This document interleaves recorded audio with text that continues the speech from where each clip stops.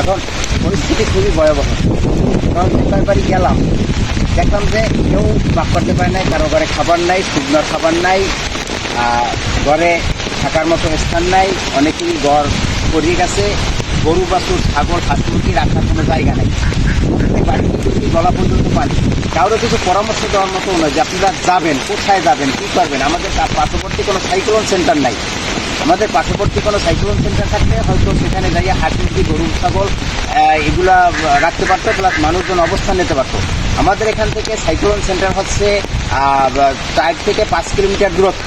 তো এত দূরত্ব মানুষের সব কিছু নিয়ে যাওয়া সম্ভব না বিদায় আমাদের অত্র অঞ্চলে একটি সাইক্লোন সেন্টার অত্যন্ত প্রয়োজন।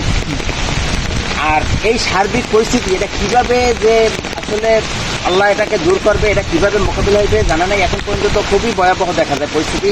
আমি আমার ওয়ার্ডের প্রত্যেক বাড়ি বাড়ি গেলাম এবং এই দুরবস্থা দেখলাম। দুরবস্থা দেখলে আসলে অত্যন্ত খারাপ লাগে, কারণ মানুষের এই পরিস্থিতি, দুপুরবেলা কেউই এখন পর্যন্ত খাবার পায় নাই।